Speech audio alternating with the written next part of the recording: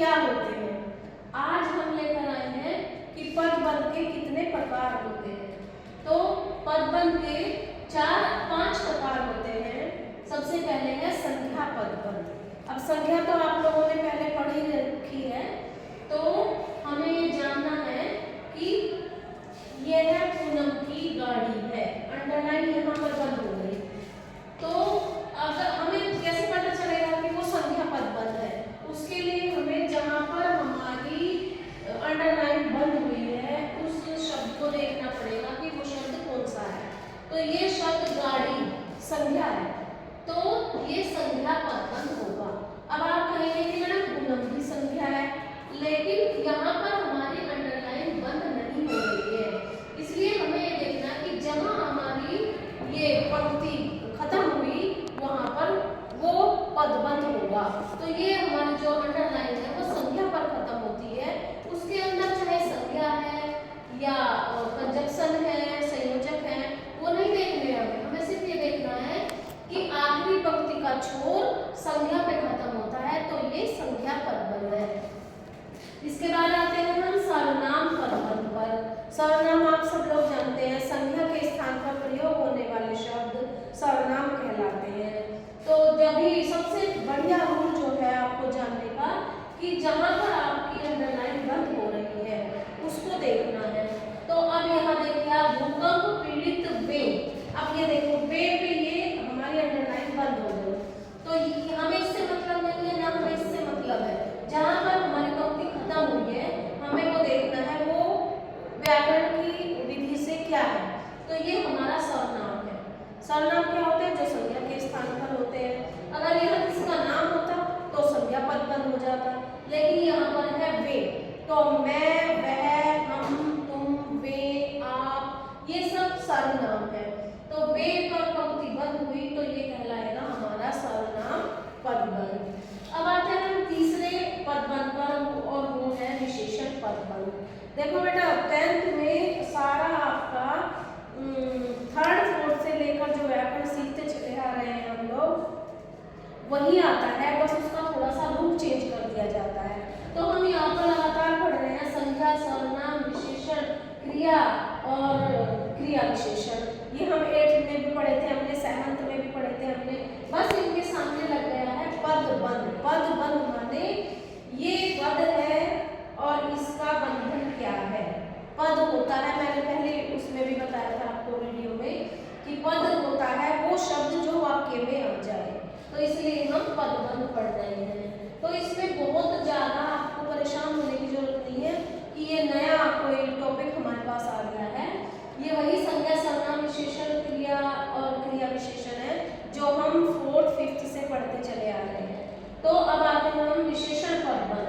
अब विशेषण पदबंध को अगर आप पहचानोगे तो वही पॉइंट है कि जहाँ पर लाइन खत्म होती है। अब ये लाइन खत्म होती है बैठा और आगे है बंदर, आगे जरूर संज्ञा या सर्वनाम होगा और उससे जस्ट पहले अगर पंक्ति बंद हो जाती है तो आंख बंद करके लिख देना विशेषण पदबंध, क्योंकि बंदर की विशेषता क्या है? वो छत पर बैठा है। बंदर तो बहुत सारे होते हैं लेकिन जो छत पे बैठा है, तो विशेषता क्या हुई बंदर की?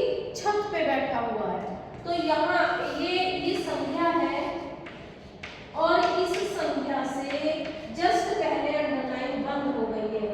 यहाँ पर संज्ञा पर बंद हुई थी तो संज्ञा पदबंध, यहाँ पर सर्वनाम पर बंद हुई थी तो सर्वनाम पदबंध, और यहाँ पर संज्ञा से जस्ट पहले बंद हो गई है तो ये विशेषण पदबंध होगा। काली कमीज पहने वह पीछे बैठा है, तो वह सर्वनाम है लेकिन उससे जस्ट पहले अंडरलाइन बंद हो गई। काली कमीज पहने वह से पहले अंडरलाइन बंद हो गई तो वो विशेषण पदबंध है। अब आते हैं क्रिया पदबंध। क्रिया हम जानते हैं, जो काम करते हैं उसको क्रिया कहते हैं। तो बच्चे पढ़ रहे हैं, क्रिया क्या हो रही है? पढ़ रहे हैं, बस ये क्रिया पदबंध है। उसके बाद आते हैं क्रिया विशेषण पदबंध। क्रिया की विशेषता बताने वाले शब्दों को क्रिया विशेषण कहते हैं। और क्रिया विशेषण का कैसे पता चलाएंगे हम? वह, ये हमारा होगा सर्वनाम। सुबह सुबह दौड़ लगा